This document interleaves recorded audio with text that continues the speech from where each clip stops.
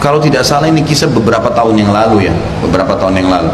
Sekali lagi tolong teman-teman jangan dianggap saya sedang bicara tentang individu Anda atau tentang kota Anda, bukan. Kita bicara ini bumi Allah semua dan kita tarik contoh-contoh yang terdekat. Saya pernah waktu sementara nyusun, waktu saya dulu masih S3, saya pernah dapat juga beasiswa, bukan beasiswa, tapi penawaran untuk masuk ke UIN di Jogja. Ya. Ini kurang lebih kisah di atas 12 tahun yang lalu, 13 tahun yang lalu. Pada saat itu ada penawaran dan saya coba mendaftar, nama saya dipanggil. Saya berangkat dari Makassar naik pesawat ke sana. Subhanallah, pas tiba di kampus UIN di Jogja, begitu tiba di sana, pada saat saya tiba, saya temukan menghadap ke pasca sarjananya, kata mereka sudah nggak bisa Pak, tesnya sudah dimulai kemarin. Loh kok bisa? Suratnya hari ini. Saya datang kemarin, suratnya masih ada. Tiba-tiba dimajukan. Kok saya nggak diberitain?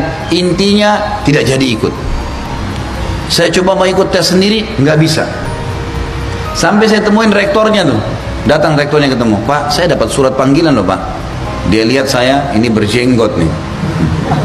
Ini lain alamnya nih.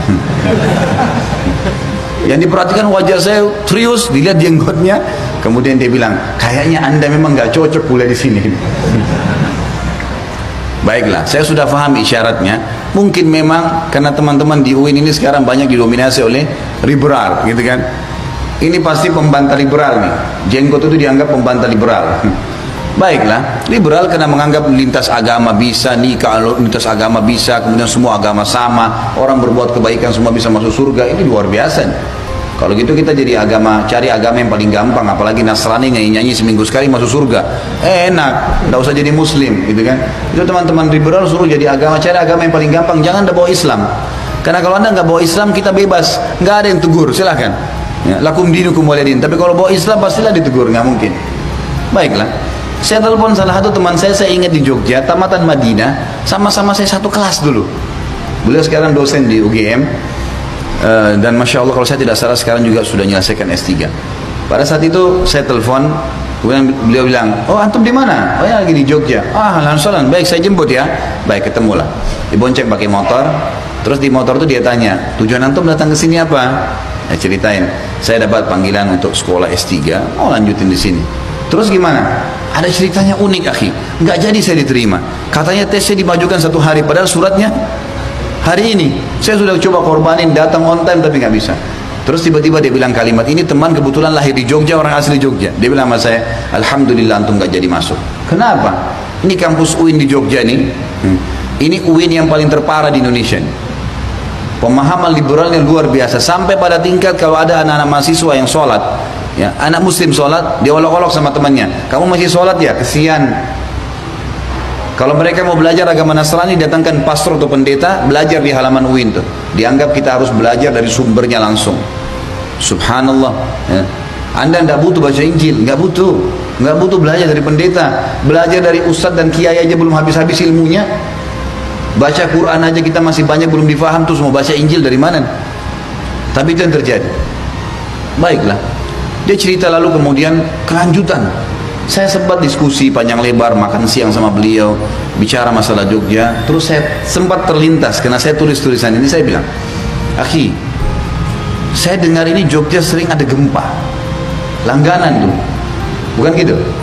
Sering gempa, gempanya kadang-kadang 1 kecamatan habis. Ini apa sebabnya? Ada dosa apa antum di sini?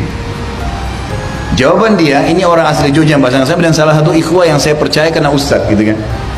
Dia bilang, kalau antum belum tahu benar, di sini itu ada banyak pelanggaran agama yang mungkin orang sudah anggap biasa. Seperti sudah biasa di sini, kalau satu rumah itu ada berapa agama.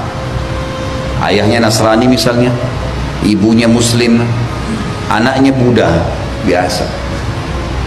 Baik muslimah, suaminya Nasrani, zina ini. Lahir anak Buddha, wajar, jalurnya salah, ternyata di banyak terjadi nih, kemana-mana.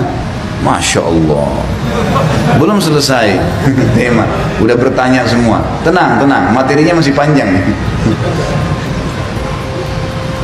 Maka dia bilang, di sini sudah biasa tuh. Berarti dalam satu rumah di teman-teman di Jogja, semoga Allah berikan hidayah, bagi muslim tidak masalah kalau satu berapa agama. Ini sudah pelanggaran agama nih. Ini berbahaya. Nggak boleh orang biarin anaknya murtad, istrinya muslimah, suaminya kafir, hukum syari nggak boleh. Apalagi ya akhi, kalau antum lihat hasil survei internasional, setelah kota-kota di Amerika yang datang free sex terbesar di Asia, mengalahkan Thailand, bahkan kota Jogja. Masa sih akhi? Iya, coba antum cek. Itu luar biasa, bagi mahasiswa sudah biasa. Gonta ganti pasangan, hamil, orang yang gugurin itu sudah biasa.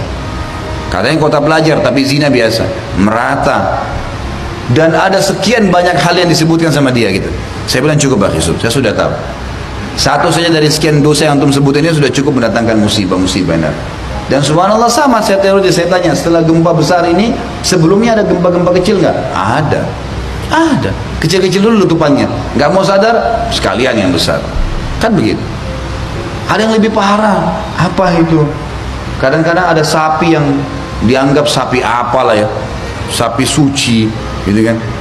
Yang ini, yang itu disimpan di tempat khusus dan segala macam, subhanallah, yang jauh dari agama Islam itu sendiri. Ringkasnya teman-teman sekalian, dosa-dosa ini walaupun anda seorang muslim, merata, datangkan musibah merata, gitu kan?